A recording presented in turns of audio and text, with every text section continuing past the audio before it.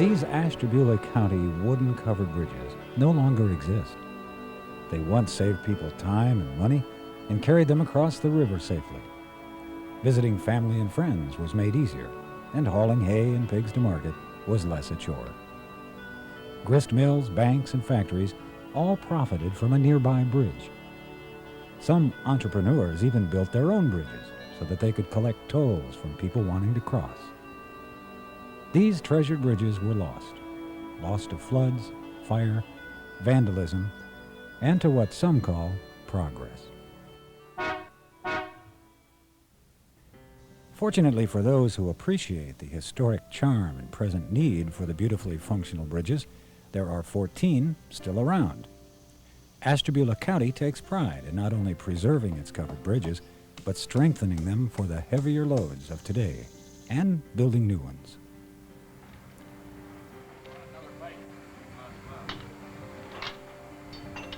The strength and durability of the covered bridge is a tribute to the designers, carpenters, and the wood itself. These structures have lasted longer than even their builders expected, outlasting many of their iron and concrete counterparts. Why have they lasted so long? Their roofs. Some believe they were covered to keep the traveler dry or to keep the horse or oxen from spooking as they crossed the water. Others think the roofs were added for safety purposes, or to keep the heavy snows from piling on the bridge floor. But the real reason was to keep the weather off the main beams and arches. As painter and writer Eric Sloan put it, the skin of the old wooden bridge was not as important as the bones. When winter travel was done mostly by sleigh, our ancestors would actually shovel snow onto the bridge to make it slippery. Each one of these covered bridges is unique. Most people who go out of their way to see a covered bridge today have little knowledge of the history and events that grace these venerable old structures. 10 of the 14 bridges in Ashtabula County are of town lattice construction. It's a design so good it was patented by its inventor, a bridge builder from Connecticut named Ithiel Town. He used a lattice-type construction, held together with big wooden pegs called trunnels. The advantage of his design was its simplicity of construction. Because Ithiel Town didn't use a complicated arch or exterior support, the builder didn't need an engineering degree from Yale to build it. In fact, a local carpenter could build Town's bridge with just a blueprint. Town was an ambitious promoter of his design, and he sold the rights of his patented invention to any bridge company that would listen to his sales pitch. Ithiel Town was not the only bridge designer whose work stands in the county. 3 of its remaining 4 covered bridges are of Howe Truss design. William Howe was an ingenious carpenter from Massachusetts who developed a way to build a bridge that could be supported by vertical iron tension rods. The rods could be tightened or loosened, making it easy to keep the bridge properly tensioned. One of the advantages of the Howe design was that the iron rods and angled blocks needed were already being manufactured, so a builder could order the parts for his bridge from New England and have it framed a couple of days after the shipment arrived. The Howe design was functionally brilliant, so brilliant in fact that a modified version is still in use today. It was a child prodigy named Thomas Willis Pratt who changed the Howe design, and in doing so the structural skeletons of countless railroad and highway bridges. Pratt thought Howe's design would be stronger, easier, and faster to build if the wood and metal truss elements were switched. John Smolin, Ashtabula County engineer, used the Pratt design for the Kane Road Bridge that was built in 1986. We chose the Pratt truss because there are very few Pratt truss covered bridges in the country, and it is a good design because it's the design used for steel bridges pretty much universally. We spent about 6 months on the bridge, including the abutment work and building the bridge, and there was some road work, guardrail work. Yeah. We started in the early spring, and we finished up in October for the festival. Affectionately called the Birthday Bridge, the Kane Road Bridge was built to celebrate the county's 175th anniversary. The Antique Engine Club pitched in and put some authentic icing on the cake by cutting the wooden shingles with machinery from yesteryear.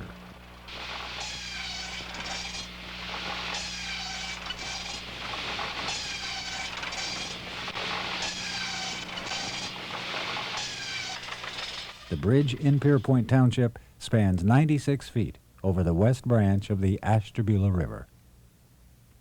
Even though the Kane Road Bridge is a young bridge as covered ones go, it is authentically constructed, and it bears a number given by the National Society for the Preservation of Covered Bridges. Every official covered bridge in the world gets one. In the U.S., it is a 6-digit number. The first 2 digits indicate the state in alphabetical order, the second 2 represent the county, and the final 2 the bridge itself.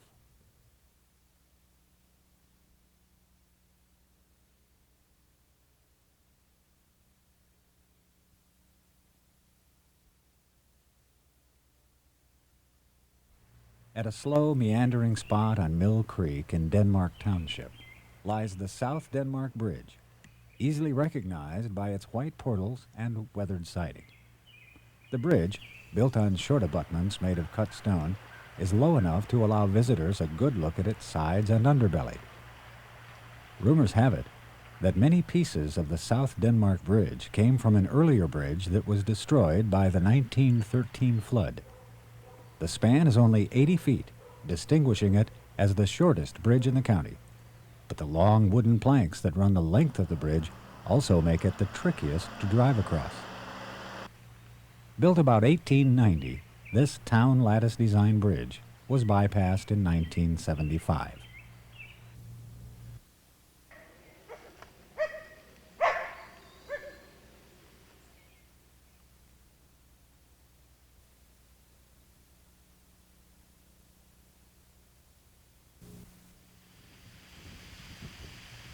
No one knows for sure who built this covered bridge, although an unknown carpenter from Vermont often gets the blame.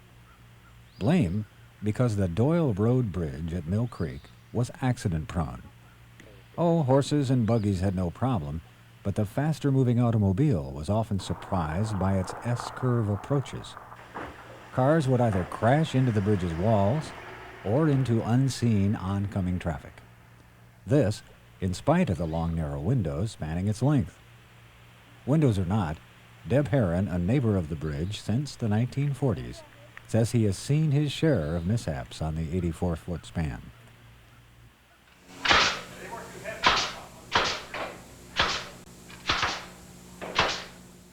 In 1987, Smolin and his crew did something to remedy the accident problem.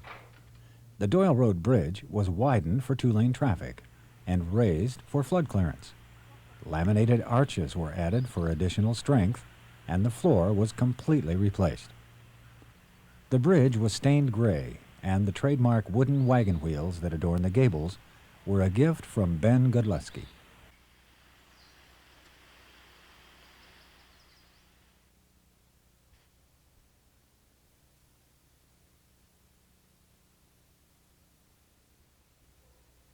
The Root Road covered bridge is in a shallow valley located in Monroe Township.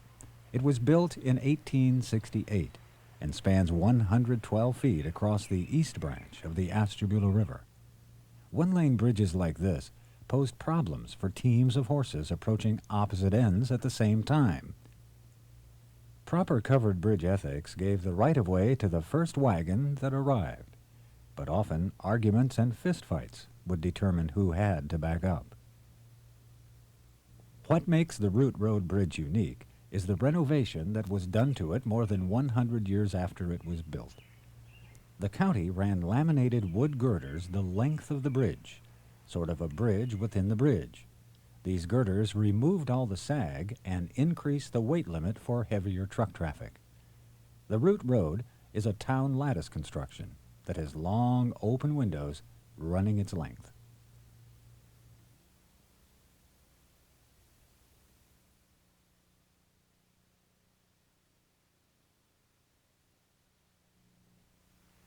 The 228-foot Harpersfield covered bridge is Ohio's longest and one of the county's most popular.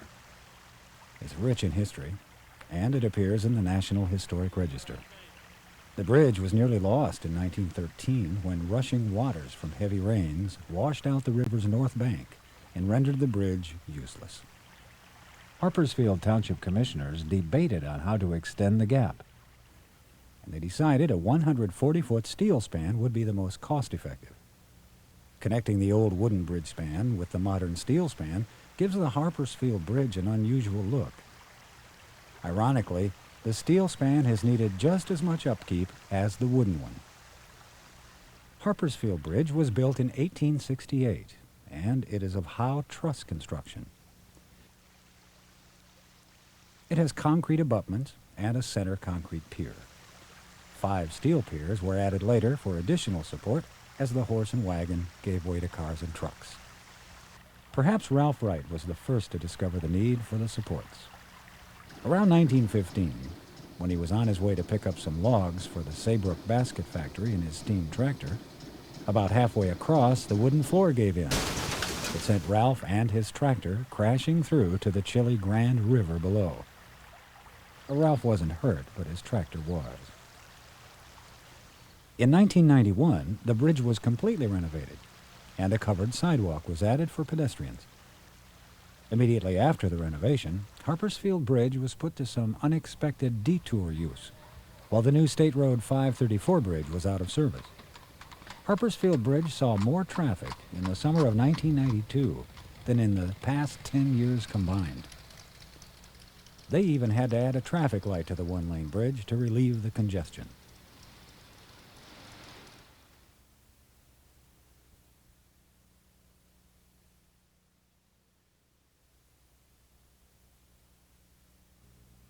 Spanning high above Phelps Creek, the Windsor Mills covered bridge is tucked away among one of the county's most scenic and historic areas. The town lattice design bridge is built with one pier of carefully laid fieldstone, the other pier of huge cut stone from the nearby Windsor Stone Quarry. The bridge was built in 1867 and is the only other bridge in Ashtabula County listed on the National Historic Register. The Windsor Mills Bridge is the highest of all the county's covered bridges. It's 33 feet from the creek bed to the bridge floor. The bridge made it easy for settlers on the West Bank to get to the once famous Millbank Inn, Skinner's Mill, and the majestic and still standing 5-spired Episcopal Church. This century-old bridge has many examples of fine wood joinery and beam construction. Although closed to vehicular traffic in 1972, the county has plans to restore Windsor Mills Bridge so that cars once again can cross Warner Hollow.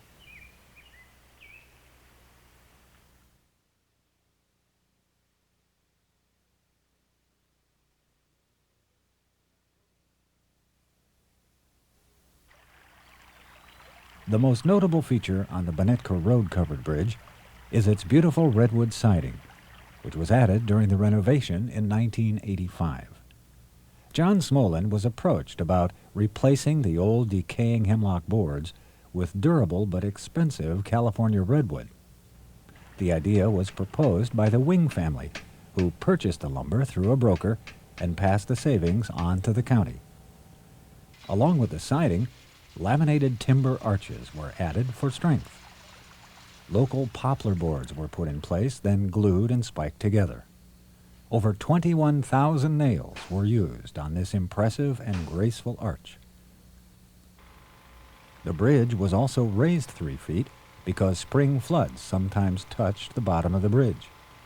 New concrete abutments were added to strengthen the original stone abutments, which were laid in 1900.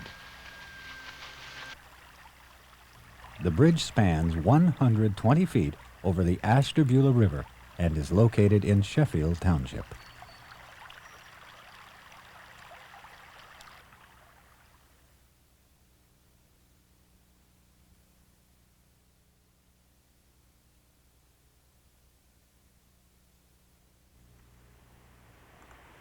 The most impressive example of timber craftsmanship goes to the Mechanicsville Bridge in Austinburg Township. The carpentry scheme used to incorporate the Howe truss construction and laminated arch is an engineering marvel. The huge arch makes it the largest single span in the county. It is also one of the oldest bridges in the county, spanning the Grand River since 1867. Mechanicsville, with the bridge, was once a thriving river community with a woolen, grist, and lumber mill. In winter, locals would harvest blocks of ice formed near the bridge to restock depleted ice houses. Before the bridge's coming, Mechanicsville was a popular place for Indians to portage their birch bark canoes. They also gathered cranberries nearby.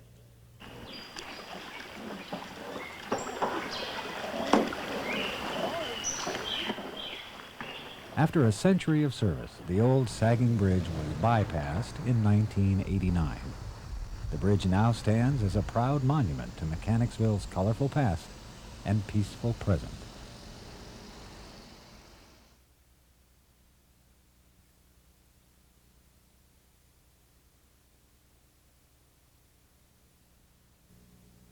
It was written years ago that this, the Olin Covered Bridge, was considered the patron bridge of little boys. Why? Because under the bridge is one of the finest swimming holes on the Ashtabula River. The hole has been described as not too deep for the small guys and not too shallow for the big boys. In the earlier years, the bridge was called the Dewey Road Bridge. It was renamed for the Olin family, who have owned the property surrounding the bridge since before it was built. It was constructed in 1873 by a carpenter named Potter. He used the town lattice design built on laid fieldstone. The bridge spans 115 feet. The structure's neighbors are very protective and fond of their old bridge. In 1981, Naomi Olin Bodorf gathered her family and friends together to refurbish the bridge in memory of her husband, Fred. I think every neighbor within, I don't know how far, worked on it at one time or another. It was a real neighborhood project, and we worked on it, I think, 3 weekends, and plus some little time in between. Then as a culmination, since my mother's family had lived here so long, they presented her with a sign saying Olin's Bridge, and this became the only bridge in the county that's named other than just by the name of the road. So this is Olin's Bridge, and it's named for my grandparents and great-grandparents on back. In 1993, the old decaying and cracked bones of the bridge needed some help. The bridge got a $100,000 facelift. The lower chords, which run the length of the bridge, were replaced, and so were most of the wooden trunnels. It was another concerned resident, John Miller, who stepped in and turned 400 of these trunnels on his lathe. The residents were very grateful to John Miller.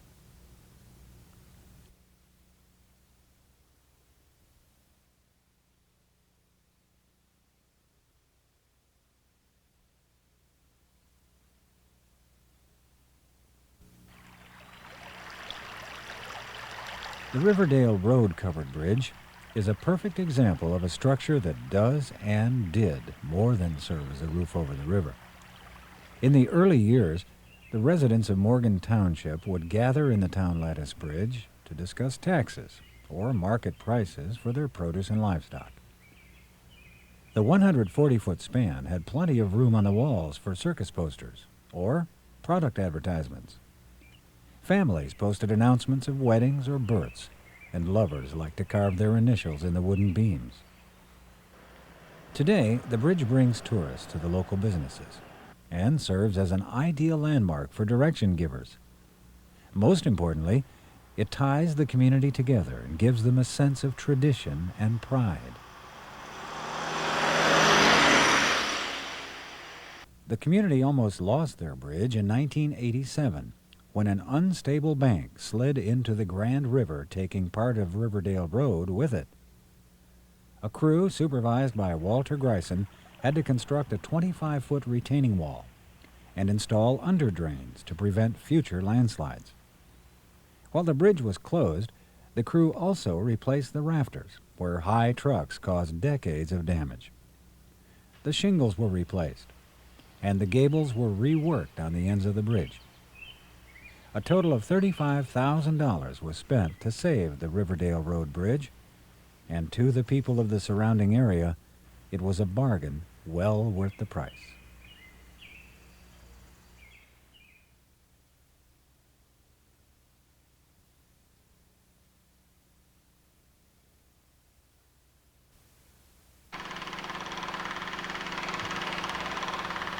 In 1983, Ashtabula County linked the past with the present by replacing a steel bridge with a brand new covered one made of wood. The State Road Bridge was the first covered bridge built in Ashtabula County since the 1920s. It is recognized as an authentic covered bridge because it is built entirely of wood and its timbers and superstructure carry all the traffic load. John Smolin selected the town lattice design, and he built the bridge on dry land next to the site, just like the earlier builders would have done 100 years ago.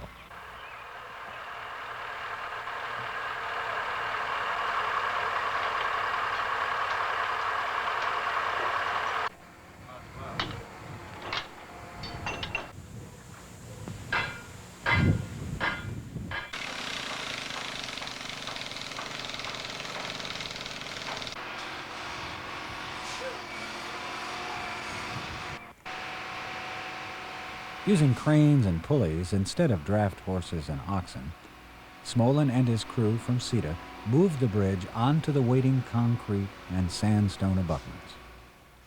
The new bridge spans 140 feet over Conneaut Creek and has no load limit. 97,000 board feet of southern yellow pine and oak lumber was used to construct this bridge, which weighs in at an impressive 159 tons. Thousands of people showed up for the dedication of the bridge. During the celebration, an annual festival was suggested by the county commissioners to help promote and rehabilitate its covered bridges. Betty Morrison was chosen as chairman of the first annual Ashtabula County Covered Bridge Festival in 1984. Scheduled for the second weekend in October to correspond with the peak of autumn, the annual Bridge Festival brings thousands of visitors from all over the world each year to see and wonder at the functional and yet somehow romantic covered bridges.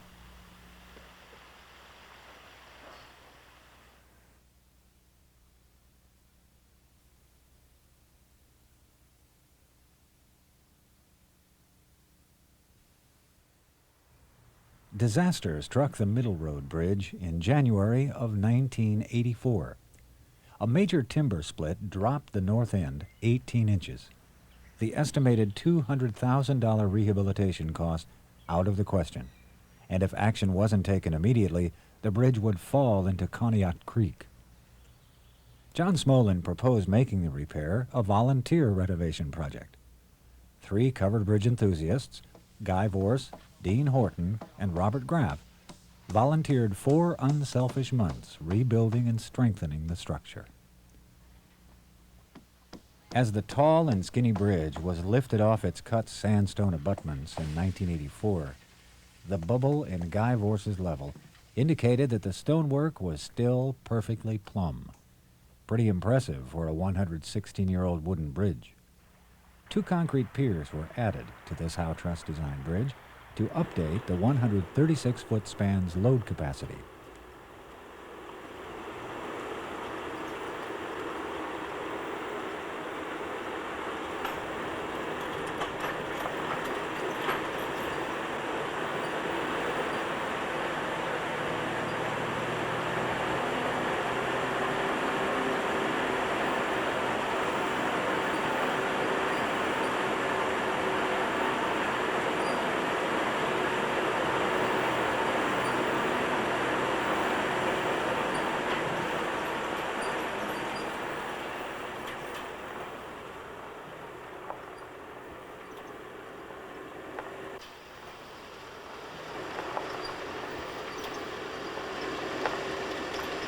The work of those volunteers and the Middle Road Bridge they saved were honored in the first ever Ashtabula County Covered Bridge Festival.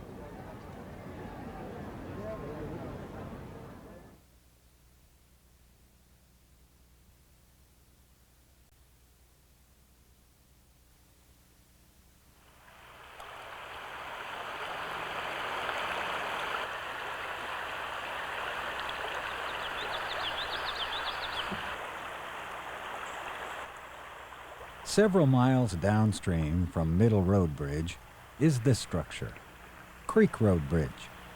The exact date of construction is unknown, but according to some locals, this bridge may have been built in the late 1800s. In those days, voters who couldn't afford to pay their poll tax could work on the roads or help with the bridges instead. This civic support was crucial in keeping the 125-foot town lattice bridge and Creek Road in safe, passable condition. Inside the bridge, the arrangement of roof trusses and braces creates a beautifully intricate geometric pattern. Outside, scenic shale cliffs surround the bridge. And directly below, many a Conneaut resident learned to swim. The Creek Road bridge abutments are cut stone and concrete. Needing some additional strengthening in 1982, a concrete and steel support was added to the center of the span.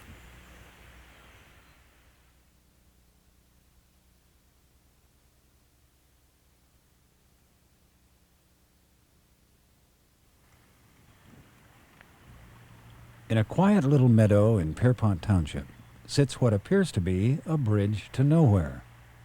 The old Graham Road Bridge no longer spans the Ashtabula River. Instead, it sits a stone's throw away from the modern bridge that replaced it. But this well-traveled bridge has earned its retirement. The bridge of town lattice design was originally built upstream from its current location, but the Great Flood of 1913 swept it from its abutments and sent it tumbling down the river. The residents of Pierpont had been planning to build a bridge on Graham Road, so when this one washed up, they rebuilt it and made it their own. And there it remained, serving faithfully for 57 years, until 1970, when its crossbeams were smashed by a raised boom of a truck. The damage rendered the bridge unsafe and unsalvageable for road use, and the bridge had to be replaced.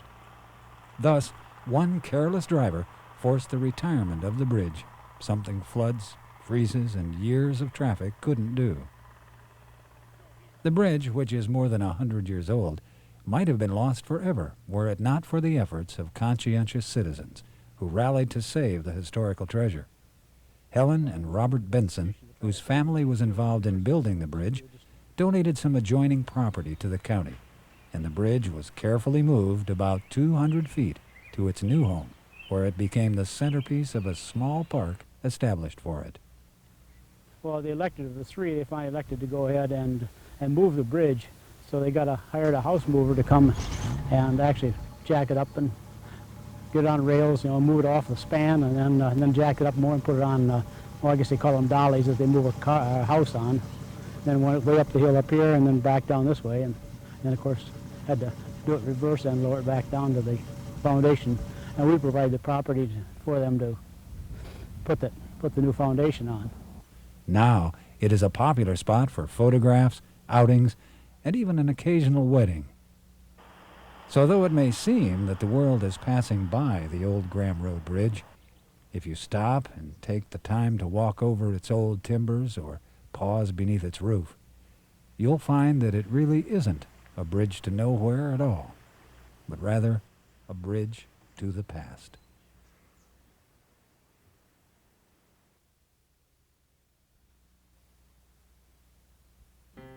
Although no official records are kept of the amount of use each bridge has received over the last 100 years, it is believed that each of the older bridges has supported more than 1 million crossings. Many were on their way to or returning from the most important events of their lives, crossing the bridge single, coming back married, a new parent, a decorated war hero, or a brand new graduate. Ohio may not be the first state that comes to mind when covered bridges are mentioned, but surprisingly, at one time, it had more covered bridges than any other state. Now ranked second only to Pennsylvania in existing bridges, Ohio seems to be gaining ground thanks to Ashtabula County. No other county in the nation is building new covered bridges or saving old ones with as much success and determination as Ashtabula. Years ago, during the annual festival, a speech was made that expresses it best. We are very proud of the covered bridge as our symbol because it represents, I think, the way the people of Ashtabula County feel. We're not very quick to throw out some old values that we cherish. We recognize there are some things worth keeping and preserving. And so for that reason, we are gathered here to show respect for those noble covered bridges and our ancestors who built them.